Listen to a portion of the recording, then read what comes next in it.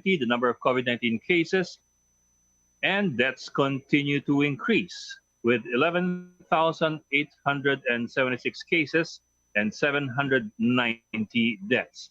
What happened to the government's plan to test more people for COVID-19? We discuss in this episode of the Chiefs.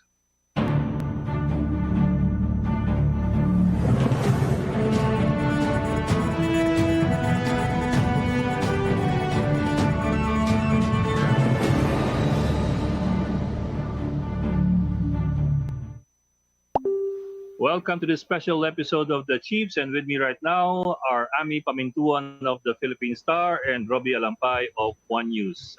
Ladies and gentlemen, good evening.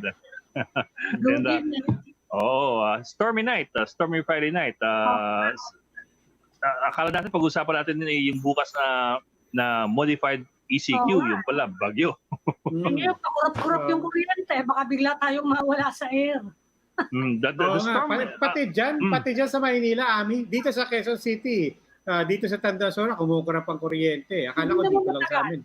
Hindi naman matagal, pero nagkurap-kurap din kanina. Ngayon medyo steady na siya. Uy, delikado pag-usapan yan. Yes. Sa panahon ngayon, bawal ang kurap. Joke yun. Joke. Pero ay, maganda sana, di ba? It was, on the one hand, ang sarap.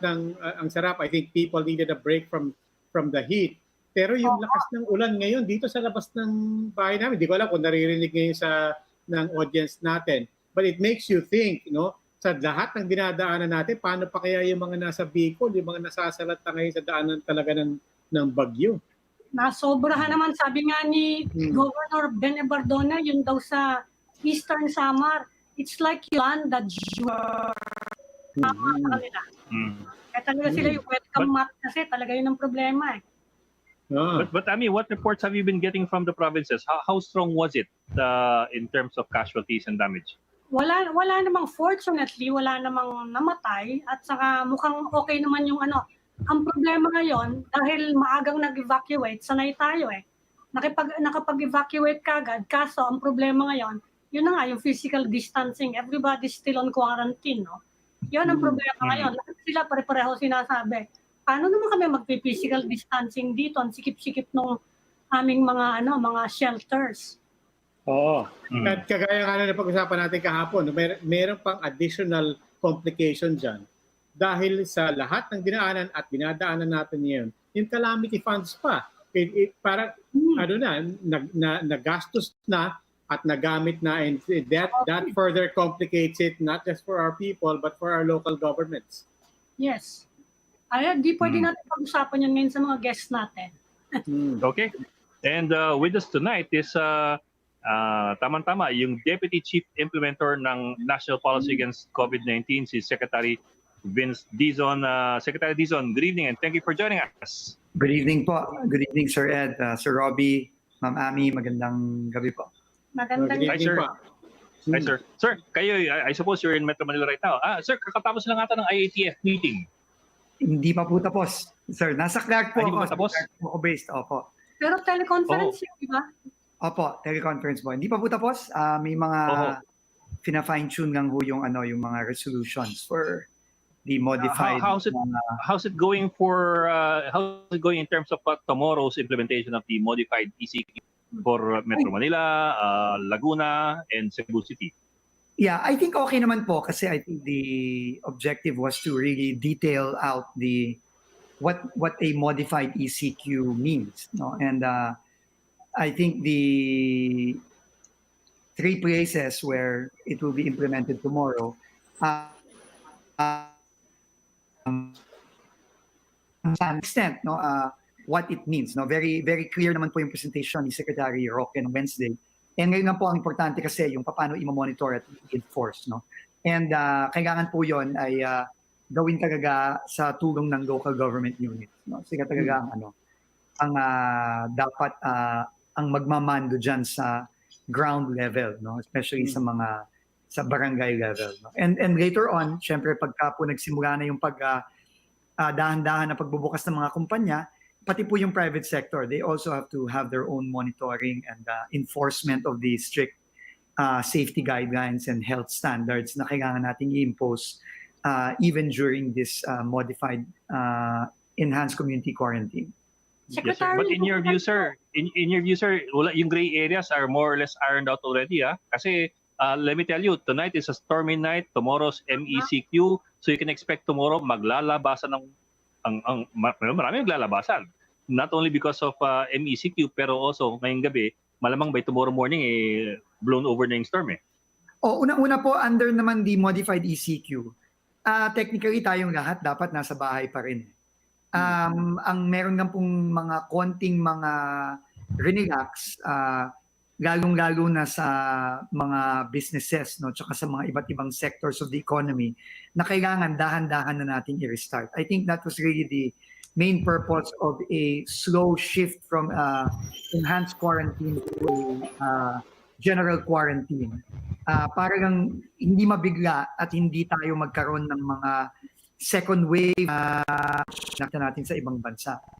Sabi nga ni Secretary Roque kahapon, ang concept is really dahan-dahan, unti-unti, hinay-hinay. No? So, yun talaga ang approach. No? Pero meron na tayong mga kailangan na dahan-dahang buksan kasi nga medyo hirap na rin po ang ating mga kababayan at hirap na rin ang ekonomiya. So, kailangan dahan-dahanin na nating i-restart o i-prime up yung ating ekonomiya. Secretary, looking at you, no? Obviously, mukhang hindi pa kayo nakakapunta sa barbero. Ang balita namin today, it took 8 hours of discussions over that one issue. Totoo ba yan? Saka may decision na ba? May decision na ba kung bubuksan yung barbershop, saka yung mga salons? Opo, may decision na naman po yun, no, nung nag-present pa lang si Secretary Roque nung Wednesday. Meron na pong decision yon at sarado po ang mga barbero, unfortunately. No? Pero nandiyan naman po ang ating mga misis at mga mister na pwede gumupit po sa atin. Pero kailangan ko siguro i-explain lang. No?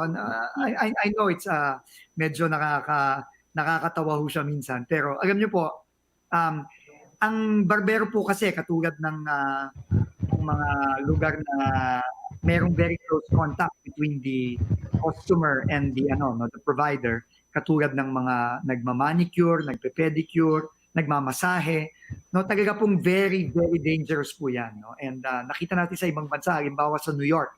No, kung titignan nyo po, yung iba sa mga areas of high transmission ng New York, barbero po is nasa top ng list. No? Kasi nga po, very close yung contact po. No? At hindi ka naman pwedeng mag-physical distancing kapag ikaw ay nagpapagupit, no? O ikaw ay nanggugupit. No? So, kailangan po talaga, we keep them closed muna. Pati na rin po yung mga sectors na talagang mahirap i-enforce ang physical distancing at yung iba pang mga health standards na kailangan nating sundin habang hinaharap natin ang COVID-19. Kasi hindi po matatapos ito. Siguro mga halos 2 taon pa nating haharapin to. Kaya kailangan po talaga medyo masanay tayo. Not to say na ang mga barbero ay hindi magbubukas ng 2 taon. Hindi naman po siguro. Kailangan po, dahan-dahan nga natin gawin ito. Secretary, habang pinag-uusapan po natin yung pag-reopen ng economy, in the meantime, at the back of our minds and right in front of all of us are the preconditions that everybody has said, we kailangan in place lahat to para kampante tayo pagka nagbukas kahit paunti-unti yan. Where are we doon sa tinatawag na T3, yung testing, tracing, and treating? Specifically, doon sa testing, we have a target of 30,000 per day. Yes, we got a briefing from NEDA Chief Carken Victua. Sinabi niya, nasa 8,000 na tayo ngayon and so on. But what are the mitigating factors and where are we in all of these things? Alam niyo po, habang dahan-dahan tayo nagta-transition sa tinatawag niya magiging new normal natin, no? Itong bagong way of life natin dahil dito sa virus na ito. Kailangan po ang ginagawa ng buong bansa ay sineset up natin yung infrastructure. Sorry po, no? Sinusuot ko ulit yung hat ko bilang isa sa mga nag-a-advise sa presidente tungkol sa infrastructure. Dahil ito pong tinatayo nating testing, tracing at treating, infrastructure po talaga siya. No? At kailangan po siyang in place at napakataas po dapat ng ating kapasidad to test, to trace, and to treat para po masigurado tayo na protektado tayo sa mga posibleng future na surges na tinatawag, no? Yung pagtaas po nitong incidence at mga kaso nitong COVID-19. So dapat po nung simula March, April, May hanggang sa mga susunod na buwan, tinatayo natin itong infrastructure na ito. At yun po ang tinatawag natin ngayong T3. T3 po, yung Test, Trace, and Treat, is a coalition involving the government and the private sector. It was formed just a few weeks ago, no? Wala pang 2 linggo. At binuo ito para nga itayo itong infrastruktura na to. Dahil hindi kaya ito ng gobyerno, Sir Ed, Sir Robbie, Ma'am Ami, no? Kasi talagang napaka-komplikado at napaka-lawak ng kailangan nating gawin. At kailangan nating itong gawin ng napakabilis, no? Kasi para maprotektahan natin ang ating mga, at ito po, no? Ito po yung mga kumpanya na nandyan, no? Marami po dyan, pati yung Asian Hospital, napakalaki po ng tulong, pati po ang Makati Med, iba pang mga ospital na malalaki, no? At syempre yung mga malalaking kumpanya, halos lahat po ng malalaking kumpanya kasama sa T3. Pero yung next slide po, makikita nyo yung 2 slides, no? Makikita po natin yung infrastructure na kailangan itayo, no? Yung test, trace, and treat, no? Habang nagta-transition tayo from ECQ papunta sa new normal, build ito, no? At magsisimula yan lahat sa testing capacity. Alam niyo po, kung titignan niyo po yung experiences ng mga ibang bansa, no, tulad ng South Korea at Vietnam, yun nagang dalawang yon, no, dito sa Asia, no. Talaga pong nag-invest sila ng napakalaking resources, no, napakaraming resources sa pagtatayo ng infrastructure na to. Halimbawa, no, ang Vietnam. Nung January, ang Vietnam, dadalawa lang po ata ang laboratorio, no, na kayang mag-test ng COVID-19. Ngayon po, 115 na yata ang laboratorio nila. So they grew from two in I think in February, and now they have 115, 112 labs. Same thing in Korea. Although Korea much more developed, they already use their existing labs. At ang maganda po sa Korea, nagpo-produce sila ng sarili nilang supplies, no? So may sarili silang mga supplies na pinoproduce, hindi sila umaasa sa ibang bansa tulad ng China. Hindi kamukha ng mga ibang bansa tulad natin at yung mga ibang bansa sa mundo na maraming umaasa sa China para sa kanilang supplies. So yung tracing, isa pa yan, no? Kailangan nating, narinig niyo po si Secretary Dominguez at si Secretary Carl Chua, kailangan nating mag-hire ng army of contact tracers. Kamukha ng ginawa din nila sa South Korea at sa ibang bansa sa Europa. And syempre yung treatment po, no? Yun po yung mga isolation facilities natin, no? Meron pong slide sa bandang dulo. Makikita po natin na nung Abril, wala po tayong isolation beds outside of our hospitals, no? Lahat po ng may COVID-19 kailangan nagpupunta po sa ospital, no? Pero nagmadali po tayo nung na-appoint po si Secretary Charlie Galvez bilang Chief Implementer nung Abril.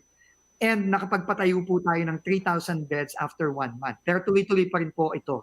Kasi kailangan po nating talagang mag-build ng lahat ng ito para po ready tayo, no? Just in case, no? Magkaroon po ng second wave, third wave, ready tayo at maiiwasan natin na at masisigurado natin na maaalagaan natin ang mga kababayan nating magkakasakit. Sorry po, medyo mahaba yung... Yes, sir. Sec, you talk about Vietnam having 115 testing centers. What about us? How do we compare to Vietnam in terms of numbers? And right now, sige po, sorry, sige po, go ahead. We grew from 3 in February, now we are at 30. We're still far away, sir. Malayo pa po tayo. Ang goal po natin by the end of May. Okay. My other question is connected. Sige po, sir. Opo. Well, the other question I wanted to ask you about testing is this, kasi we've talked about, I think, hitting 8,000 or more tests per day. But that's a bit intangible for a lot of people. I suppose a better, maybe one other measure with which to look at this is, sino na ba natetest natin ngayon? Are we still testing PUIs, frontliners, and PUMs, and the positives? Or are we already testing a percentage of the general population? In other words, yung ordinaryong tao na walang simptoma, hindi natin alam kung may sakit o wala, pero natetest na ba natin? Kasi in the end, I suppose that will be your basis for for determining whether or not talagang kumalat na yung sakit the general population in terms of percentages. Absolutely, sir. No? So, on the wide scale of testing, wala pa po tayo doon. Simply because we just don't have the capacity yet to do it. No, our lab capacity right now is only at 14,500 tests per day. That's total national, no? Kaya po ang goal nga natin by May 30, umabot po tayo ng 30,000. Pero umpisa pa lang po 'yon, no? Dapat lumaki po ng lumaki 'yon, no? In the coming months. Ngayon po, ang malaki pong portion ng ating population ngayon na talagang tinetest natin ay ang ating mga OFWs, no, na umuuwi. Alam niyo po, very unique po ang Pilipinas, no, sa buong mundo in this respect, because unlike other countries, tayo po ngayon napakalaki po ng influx ng ating mga kababayan galing sa abroad. Nag-uuwian po sila in the thousands, no? Wala pong bansa na naiisip ako na ganito ang sitwasyon, no? So not only do we have to deal with the local population and trying to protect our local population, we are also having to face the challenge of thousands of our kababayans arriving from abroad. So, ano po yan? But gaya ng sinabi ni Presidente, kailangan pong i-welcome natin with open arms ang ating mga kababayan dahil hirap na hirap din po sila dahil marami sa mga trabaho na nandun nung bago mag-COVID, ngayon nawawala na. So, kailangan po talagang tanggapin natin ang ating mga bayani. Yes, but Secretary, going to that that particular detail, I'm sure a lot of OFWs will be watching this and then therefore having this question at top of their minds. Ano po yung sasalubong sa kanila? What are the protocols and what can they expect once they land in this country? And then sa kakibat din po doon, follow-up question lang doon sa sinabi nyo, yung facilities natin for isolation centers, are you saying the overcapacity or the capacity that we built up is more than enough now? I'll answer that question first. No, it's not. No, we need to build more. Kulang pa po ito, no? Okay. Ngayon, doon sa protocol po, ganito po ang pagka umuwi po ang ating mga kababayan sa airport ngayon, no, nagsimula po ito nung Lunes. Sila po ay kukuhanan ng specimen. Isa-swab po sila para po sila ay makuhanan ng specimen at i-test using the PCR test. No? Ito po ang nagte-test kung meron silang current infection ng COVID-19. So pagdating po nila, meron pong sana po wag silang matatakot pero meron pong sasalubong sa kanila na mga naka-PPE, dadalhin po sila sa mga swabbing centers. Halos labas lang po ng gate sa NAIA, no? Paglabas nila sa gate, nandun na po yung mga testing booth natin, isa-swab po sila, at pagka-swab po sa kanila, sila po ay kailangan dalhin sa mga quarantine areas natin. Most of the quarantine areas are the hotels and other similar facilities sa Metro Manila.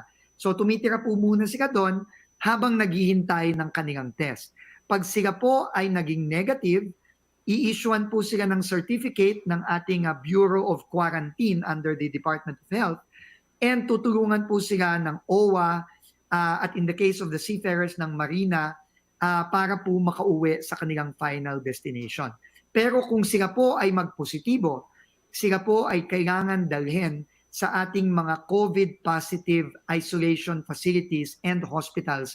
Depende po sa kanilang lagay. Kung sila po ay medyo nakakaramdam ng masamang sakit, mataas ang lagnat, nahihirapang huminga, kailangan po dalhin sila sa mga COVID hospitals natin tulad ng PGH, ng San Lazaro, ng Tala, at ng iba pang mga hospital. Kung sila naman po ay medyo wala namang masyadong nararamdaman at mild yung wala pong simptomas, dadalhin po sila sa mga COVID-positive quarantine sites natin tulad ng Rizal Memorial, ng PICC at ng iba pa. Pati hanggang New Clark City. In fact, sa New Clark City po, mga mahigit 150 na po yung ating mga pasyente doon ngayon na nanggagaling all over sa Luzon at hanggang sa Metro Manila. So, ganun po ang proseso. Secretary, quarantine yan for OFWs, but we have a bigger population na karamihan din mga kailangan ng quarantine. And now we're seeing dito sa typhoon na yung mga quarantine areas na sinet aside ng mga LGUs, nagagamit actually for evacuation center at nagkakagulo-gulo na ron. Anong iniisip niyong posibleng remedyo? We're just starting with the typhoon season and we'll be seeing this kind of problem Definitely. all That's why we for the rest of the year. Ha? Isang ano pa lang to, sa Eastern Summer pa lang. Nakalimutan na si physical distancing. Paano yung kapag nangyari all around? Totoo po yan, no? Kaya nga po talagang kailangan paspasan ang paggagawa natin itong mga pasilidad na to, no? Kaya nung tinanong po kanina ni Sir Robbie kung enough na ba, absolutely hindi pa po, no? Kaya tuloy-tuloy po ang pagpapagawa ng mga facilities na to all over the country.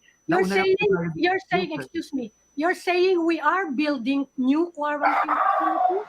Yes, sir. Yes, ma'am. Tuloy-tuloy po tayo. All over the country.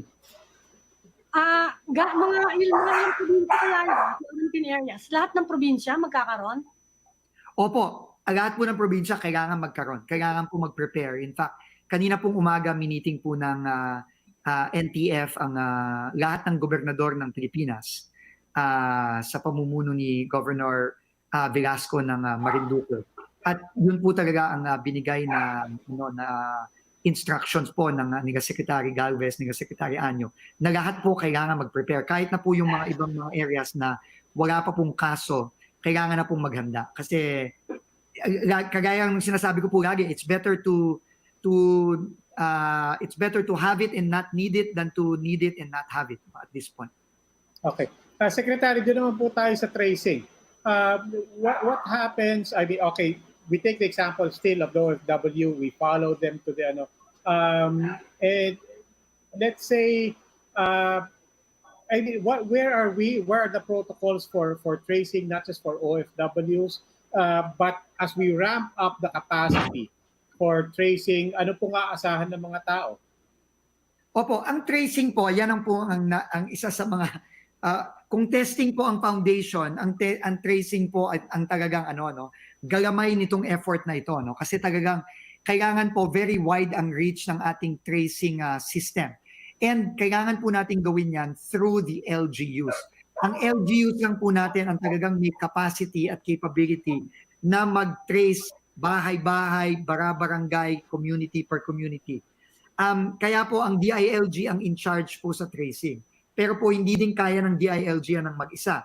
Kailangan po bumaba tayo hanggang sa barangay level through the LGUs. So may sinetap na po si Secretary Anyo na sistema through the LGUs. No? At maganda po ang mga ehemplo dito na kailangan na lang natin i-replicate. Ang pinaka-benchmark po natin ngayon dito sa Pilipinas ay ang ginagawa ni Mayor Benji Magalong ng Baguio. No, doon po, talaga pong lahat po ng magka-positive, tinetrace po yan. In fact, ang sinasabi ni General Magalong, until they hit a wall. Ibig sabihin, hanggat sa panahon na wala na silang makitang dagdag na tao, hindi sila hihinto sa paghahanap ng mga contact nung mga naging positive. No? So, kailangan pong i-replicate yan at i-set up yan sa buong Pilipinas. Uunahin na po natin siyempre ang NCR at nagsisimula na po yan sa iba't ibang mga LGU sa NCR. Kagabi po, nagkaroon po kami ng mahaba di pagpupulong sa lahat ng NCR mayors dahil nga papasok tayo sa sa modified quarantine at kailangan ngayon na medyo madadagdagan ng mga taong lumalabas dahil sa mga magtatrabaho at mga ibang lalabas, kailangan na nating talagang maging mas aggressive. But Secretary, doon po sa example ng Baguio, maliban sa pagiging porsigido ng mayor sa Baguio, what is the innovation? What makes their system and their mechanics different? Meron po silang dalawang sistema, no, na gagamitin din natin nationwide, no. In fact, nakahanda na po 'yon, no.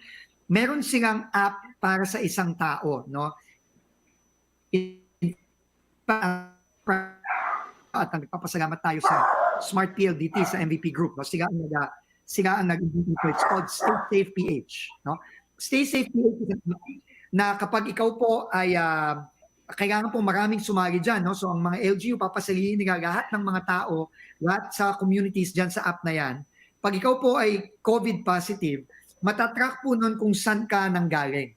No? So masasabi po ng app na yon na dito sa lugar na to, merong dyan nanggaling na COVID positive. Of course, protektado po ang identity ng mga tao. Very strict po ang data privacy dyan. Para malaman po ng mga tao na kailangan niyang mag-ingat, no, dito sa mga areas na ito. No? At natatrack din nung software na yon kung nasaan yung mga positibo. Napaka-importante po nito pagka tayo pumunta na sa general quarantine at pwede na tayong lahat lumabas paunti-unti. No? So yun po yung una. No? Ikalawa, meron din tayong tinatawag na case management system. Ibig sabihin po, ang isang, kumbaga parang ano to, no? Si General Magalong po kasi, no? Si Mayor Magalong, alam natin dati siyang head ng CIDG. No? Alam niya to. No? So parang ang isang positive ay parang isang kaso na hinahandle nila. At yung kasong yon ay may mga contact. No? So yung case management system niya, na-trace niya sa pagbibisita sa communities, etc., na-i-input po sa system na yon, sino ang nagiging mga contact ng mga taong nag-test positive for COVID-19. So, kailangan po natin ang teknolohiya dito, no? Kasi mahirap naman po na nagamit natin. No? Kailangan gamitin na natin ang teknolohiya. Papasalamat po tayo sa Smart PLDT para dun sa Stay Safe Philippines app na gagamitin natin. Okay, Secretary Vince Dizon, please stay with us. We will just pause for a break, so don't go away.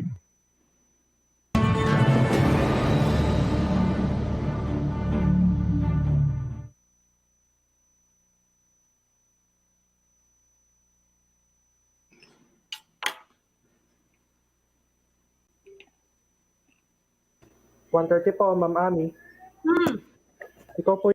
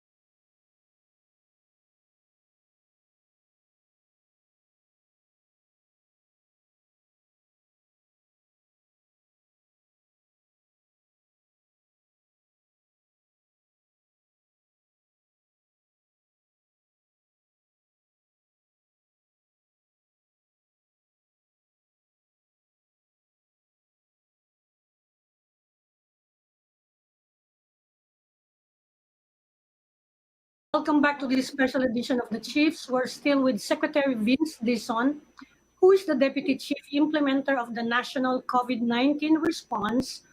Also, more recently, the Chief Coordinator of the government's T3, that's Test, Trace, and Treat program, CDA Chief, and later the Presidential Advisor for Flagship Programs. So itatanong ko lang kayo, Secretary Vince, kung ano na nangyari, ano nang progress ng ating BBB, Build.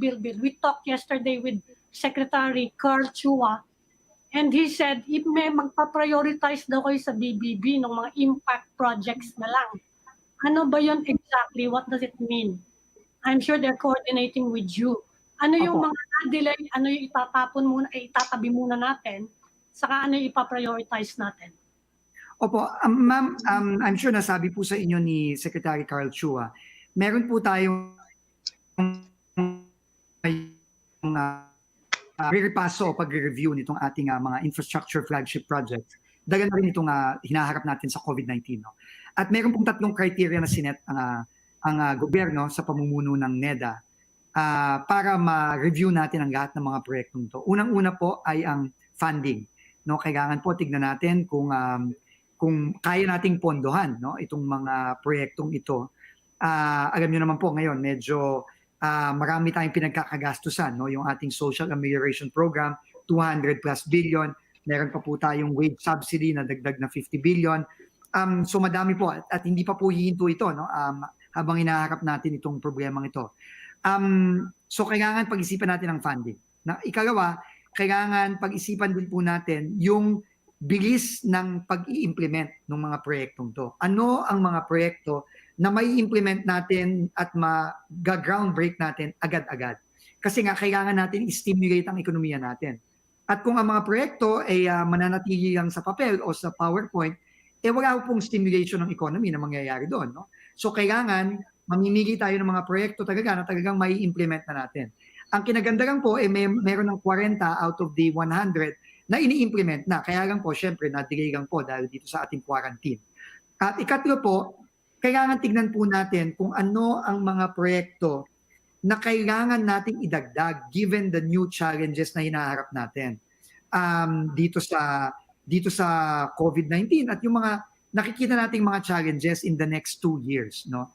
So nandyan ang mga healthcare facilities na obviously kailangan nating i-build up at ikalawa, kailangan din nating mag-invest ng malaki sa broadband connectivity facilities, no? Kasi nga dito sa new normal na harapin natin sa 2 taon, critical po itong ginagawa natin ngayon, no? Itong pagsasagawa ng mga trabaho natin via the internet, no? So yung tatlong 'yon ang critical na at sa kasalukuyan po riniripaso natin ang listahan with the help of NEDA and DOF and the big implementation agencies ang DOTR at DPWH.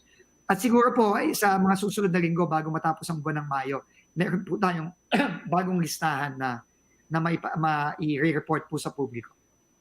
So, Secretary, can you name a couple of the projects na medyo nasa alanganing lugar ngayon because of this need to reprioritize? Yung talagang medyo malabo na. Ayoko po muna siguro magsabi ng specific, Sir Ed, no?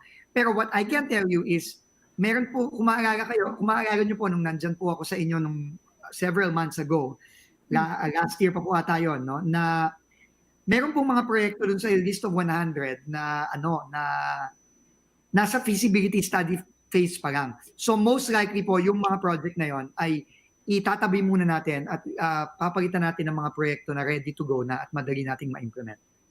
Pero hindi po some of these kasi ng NEDA. Yes, sir. Kasi if I remember, some of these projects were really ambitious, but they were also, really far-reaching. Like, example, yung Mindanao Rail. I don't know if that was shelved earlier or not. Diba? That's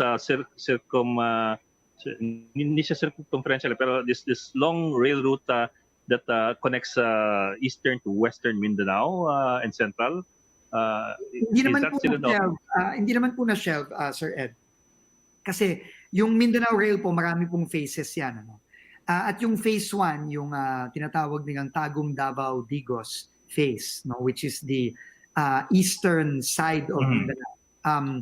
Yun po ay tuloy na yun. No? In fact, nasa ano na po yun, nasa stage na po yun ng procurement. No? Pinoprocure na po yun ng DOTR, no, yung project. Okay. So medyo advanced. That's the Davao Rail yun. Yeah. The Tagum Davao Provinces Rail. Yes, the eastern side, yes. Pero yung pong mga ibang phases, sa kasalukuyan pa po kasing ginagawa yung feasibility studies nun. So, tutuloy naman yung feasibility studies, pero yung actual na mag-groundbreak o mag-uumpisa, baka po yung phase 1 lang po ang realistically ang mag-uumpisa sa between now and 2022 sa loob po ng term ni Presidente.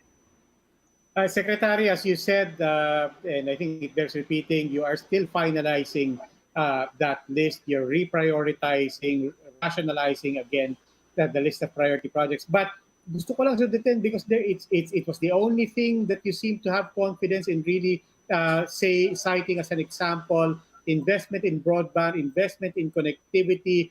Do I take it that confidence to throw that out there means that is a given, that will make it to the list of priorities?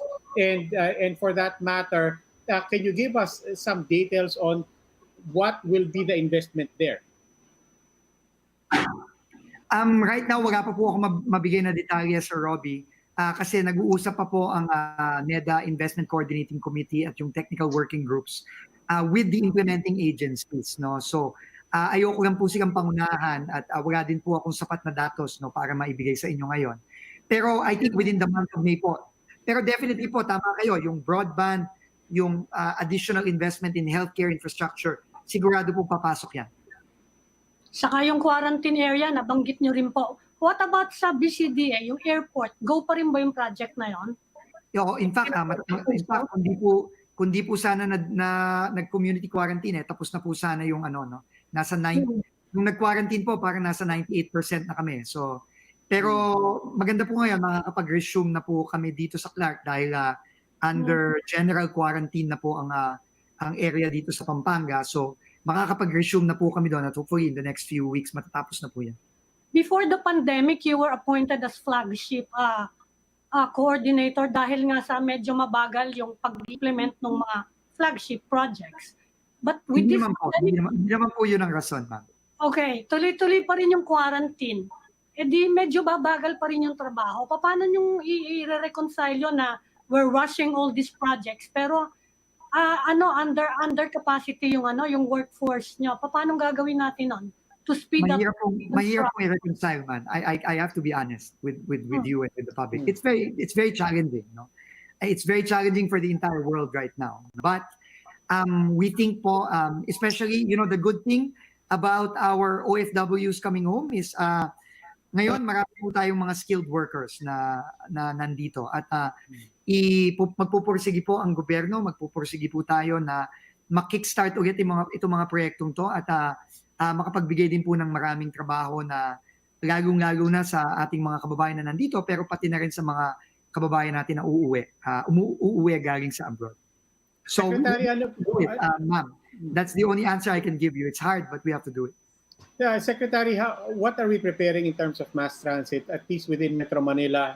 Once we start opening up a little bit, nakikita ka agad ng mga tao. Parang how do you manage social distancing? And for that, Matt, I mean, it's a double-edged thing, di ba? Parang it's hard to manage pagka naman liitan natin inevitably we do manage and lessen the capacity of jeepneys and buses. Hirap din ang mga drivers natin, hirap din ang mga operators. What are we doing to try to mitigate on both sides, both the public health side as well as the real need for our mass transport systems and workers to get their livelihood back? Opo, tama po kayo, no? It's a very difficult situation we're in, no? But kailangan po nating gumawa ng paraan, kailangan po nating mag-innovate. At ngayon po, itong panahon ng modified ECQ, naghahanda na po ang Department of Transportation para sa eventual na pagbubukas muli, kahit na po paunti-unti lang, ng ating public transport system. So, mag-i-install na po ng mga safety protocols kunyari po sa ating mga MRT, isasara na po ang ibang mga upuan, maglalagay ng mga konting mga harang para protektado ang mga pasahero. And lahat po ng mga innovations na gano'n na nakikita natin sa ibang bansa ay kailangan nating i-implement bago tayo magbukas. Kaya po hanggang ngayon, sarado pa yan dahil naghahanda pa po, no? Ngayon po, sa public construction naman, kailangan po nating mag-restart ng construction dahil po napakalaki ng effect niyan sa ekonomiya. Alam naman po natin, nag-contract po tayo ng 0.2% nitong huling quarter. So, kailangan nating gamitin ang construction para mag-pump prime. Pero, kailangan din nating mag-enforce ng very strict guidelines para naman po hindi magkaroon ng biglaang mga spike at spread kapag nagsimula na pong magtrabaho sa construction site. So, ang Department of Public Works and Highways po ay naglabas ng Department Order number 35 na naka-outline po lahat ng mga requirements. Kailangan ng on-site barracks, kailangan po doon na po nakatira muna ang ating mga construction workers. Hindi muna sila pwedeng umuwi. Ikagawa, kailangan ng shuttle bus na magdadala sa kanila mula sa kanila munang mga bahay.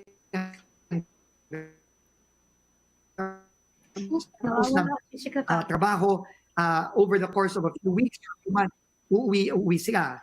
Kailangan ng mask, kailangan ng face shield, and all of that, no? So, mahirap po, sir. Mahirap talaga, magastos, mahirap. pero wala po tayong choice ngayon. Kailangan natin gawin.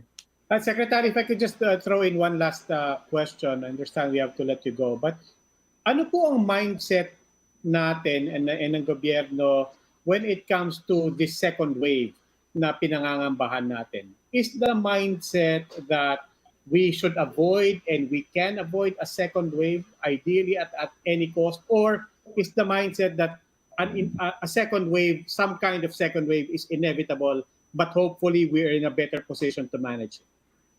I think the plan of government is to avoid it at all costs. But if it happens, we are ready for it. I think that is our attitude po. And just to I think meron na pong nabasa ako dun sa dun sa mga nagko-komento, yung pong mass testing na tinatawag actually hindi po talaga siya mass testing Kailangan lang po talaga makahanap tayo ng paraan na sabi nga ni Sir Ed ma-establish natin kung gaano nakalaki ang spread ng virus o gaano nakalawak ang spread ng virus sa communities. At yun po ang ginagawa ng gobyerno sa tulong ng private sector. Kung narinig nyo na po yung Project ARC ni Presidential Advisor Joey Concepcion, yun po ang ginagawa. Naggagawa po sila ng antibody testing sa mga communities.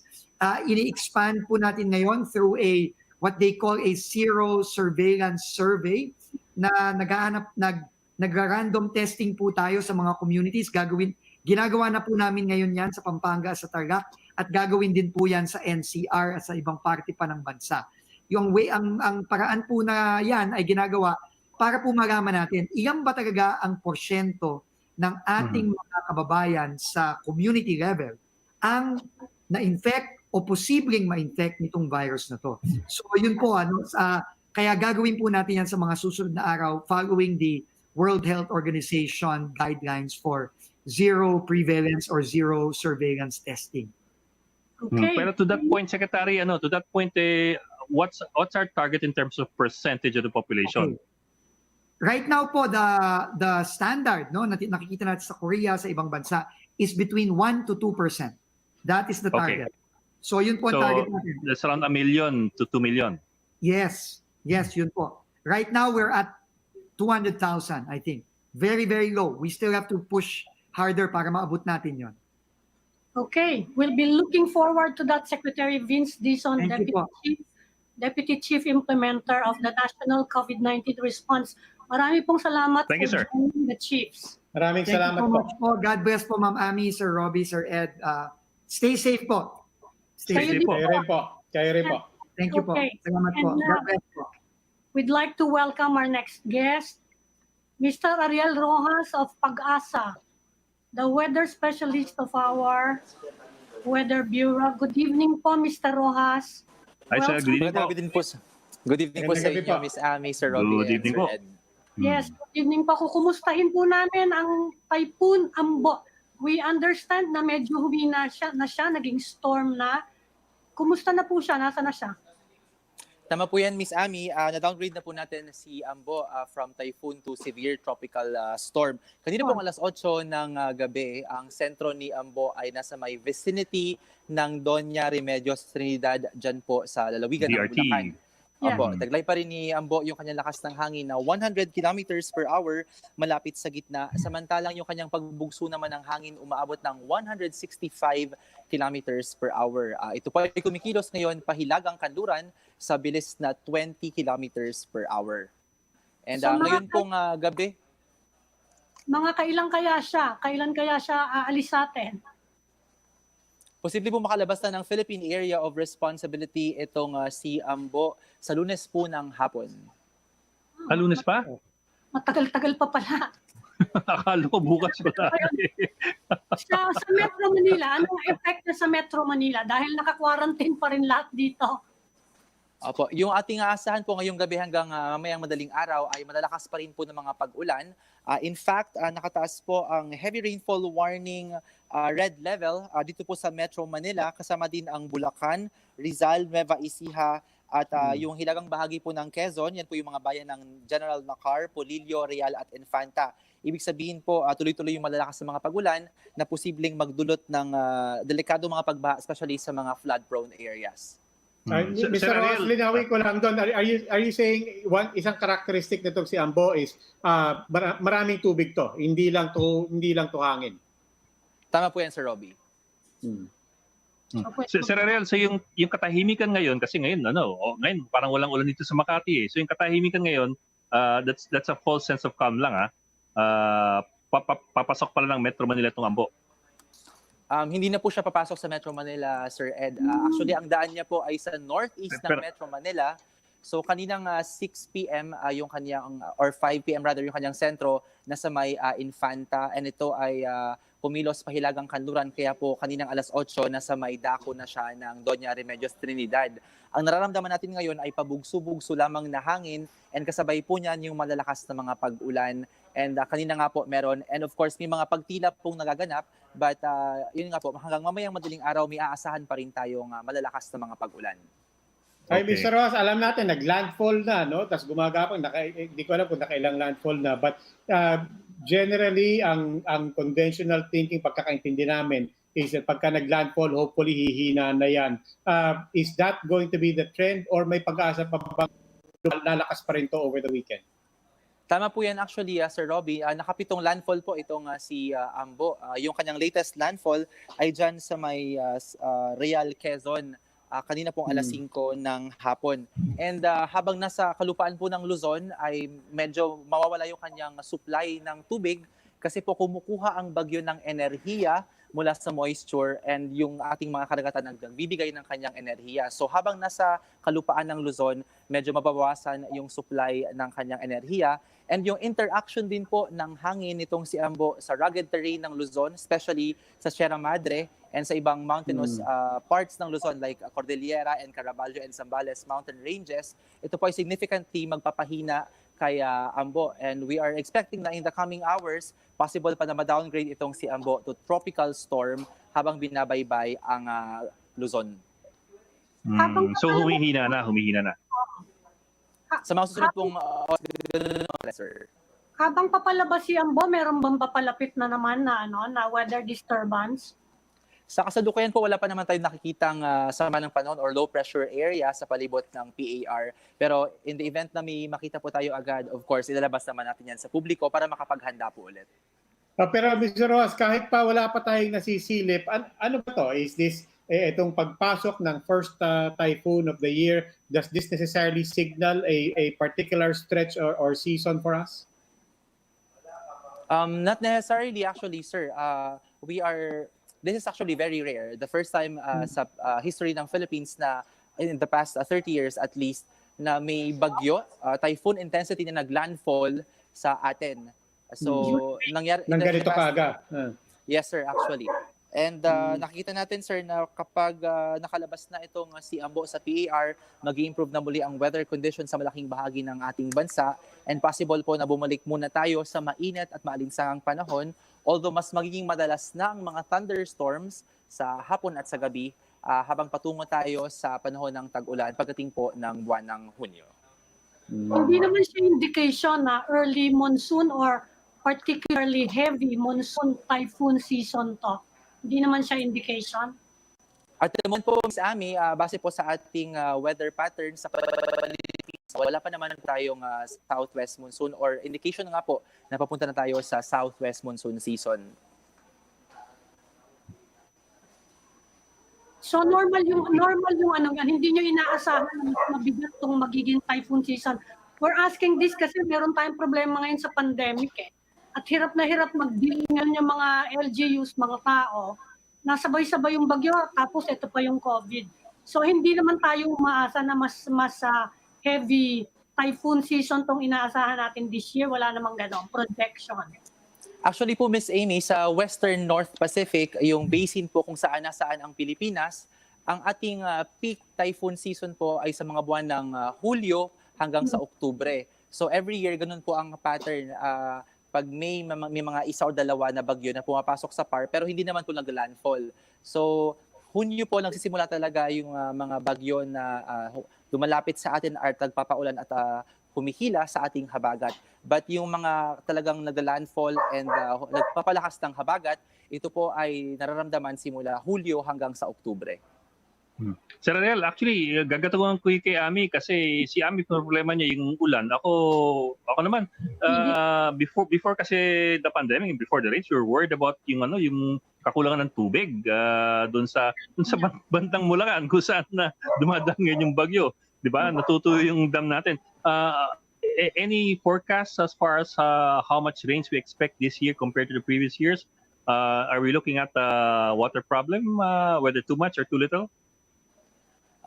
At the moment, sir, unfortunately, we don't have the data because another section actually does the forecast for the rainfall that we will be receiving for the year. But maipasok ko lang din po since dumanas yung ating bagyong Ambo dito sa may Angat Dam. Opo. Ang forecast po ng ating hydrologist ay yung si Ambo ay magdudulot ng 2 to 3 meters na pagtaas ng water level sa Angat Uy, Dam. malaki Malaki siya.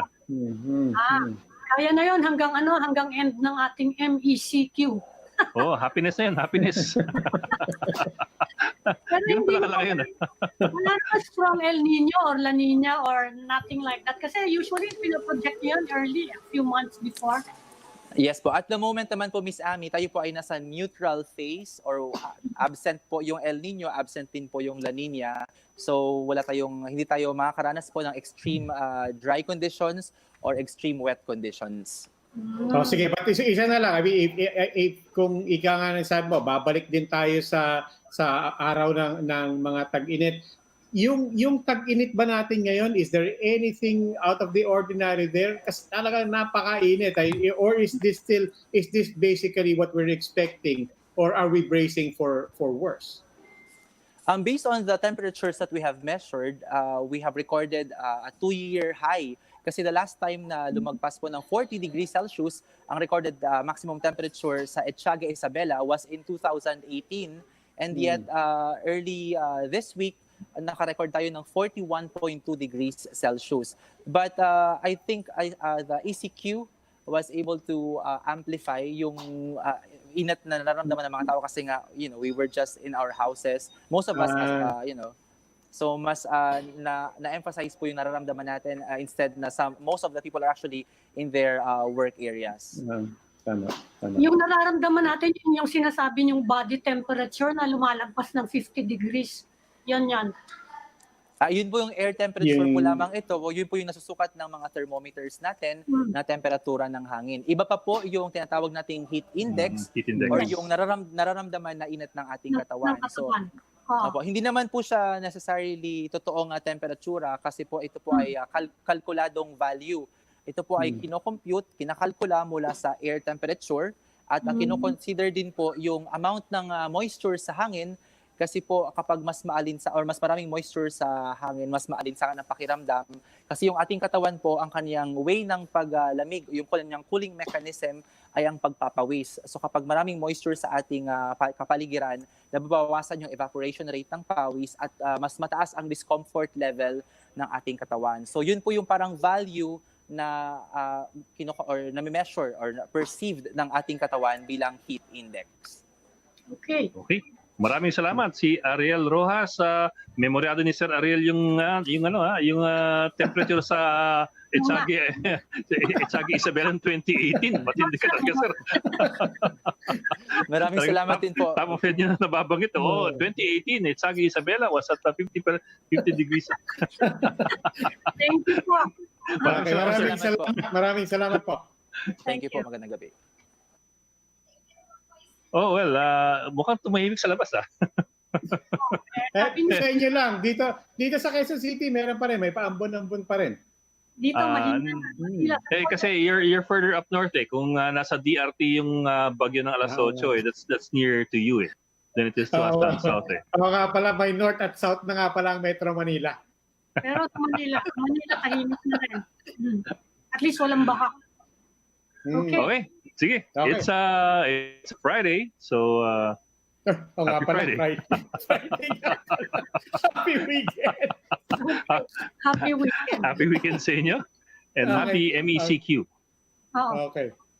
So that will be all for this edition of the Chiefs. We hope what was discussed here will keep the conversation going. I'm Ed Linga for One News. I'm Mami Pamintuan of the Philippine Star. I'm Robbie Alampay and we are One News.